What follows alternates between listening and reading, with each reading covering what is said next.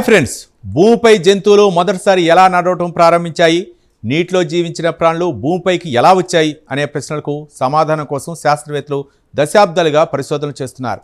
ఇప్పుడు అంటార్క్టికాలో దొరికిన 38 కోట్ల ఏళ్ల పురాతన చేప శిలాజం ఈ గొప్ప పరిణామ రహస్యానికి కొత్త ఆధారాలు అందించింది. ఈ చేపలో కనిపించిన కొన్ని ప్రత్యేక లక్షణాలు జలచరాల నుంచి భూచరాలుగా మారిన తొలి జీవుల కథను అర్థం చేసుకోవడంలో కీలకంగా మారాయని పరిశోధకులు చెబుతున్నారు. అసలు ఈ పురాతన చేప ఏంటి, అది జీవ పరిణామ చరిత్రలో ఎందుకు అంత ముఖ్యమో ఇప్పుడు తెలుసుకుందాం. ఈ పరిశోధనను ఫ్లిండర్స్ యూనివర్సిటీ శాస్త్రవేత్తలు నిర్వహించారు. ఈ అధ్యయన ఫలితాలు Frontiers in Ecology and Evolution జర్నల్లో ప్రచురితమయ్యాయి. ఈ పరిశోధనకు కొరిన్ మెన్స్ ఫోర్త్ నాయకత్వం వహించగా doctor Alice Clement, professor John Long, Joseph Jewitt వంటి శాస్త్రవేత్తలు పాల్గొన్నారు. శాస్త్రవేత్తలు అధ్యయనం చేసిన ఈ పురాతన చేప పేరు కోహారా లేపిస్ జెర్వికి. ఇది డెవోనియన్ కాలంలో జీవించింది. ఆ కాలాన్ని ఏజ్ ఆఫ్ ఫిషెస్ అని కూడా పిలుస్తారు, ఎందుకంటే అప్పట్లో సముద్రాలు, సరస్సులు భారీ వేటగాళ్లైన చేపలతో నిండిపోయి ఉండేవి. ఈ చేప శిలాజం అంటార్క్టికాలోని లాస్ట్లీ మౌంటైన్స్ ప్రాంతంలో బయటపడింది.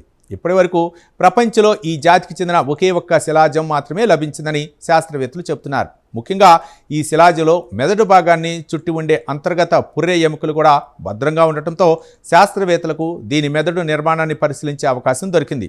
అయితే కోట్ల ఏళ్ల నాటి శిలాజం లోపల ఏముందో ఎలా చూశారు?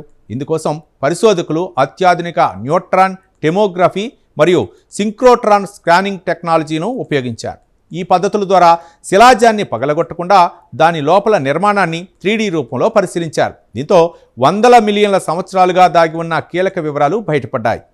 పరిశోధనలో అత్యంత ఆసక్తికరమైన విషయం ఏంటంటే, ఈ చేప మెదడు నిర్మాణం నీటి నుంచి భూమిపైకి మారిన తొలి 4 కాళ్ల వెన్నెముక జీవులకు దగ్గరగా ఉన్నట్లు గుర్తించారు. అంతేకాదు, దీని పుర్రె పైభాగంలో అదనపు గాలి తీసుకునేందుకు ఉపయోగపడే రంధ్రాలు కూడా ఉన్నట్లు శాస్త్రవేత్తలు గుర్తించారు. అలాగే వెలుతురు, పగలు, రాత్రి చక్రాలను గుర్తించే ప్రత్యేక మెదడు అవయవం కూడా ఉన్నట్లు వారు వెల్లడించారు. ఈ లక్షణాలన్నీ చూస్తే కోహారా లేపిస్ ఎక్కువగా నీటి ఉపరితలం సమీపంలో జీవించి ఉండవచ్చునని పరిశోధకులు భావిస్తున్నారు. దాదాపు 1 మీటర్ పొడవు పెరిగే ఈ చేప చిన్న జంతువులపై దాడి చేసే ఆకస్మిక వేటగాడిగా ఉండేదని వారు చెబుతున్నారు.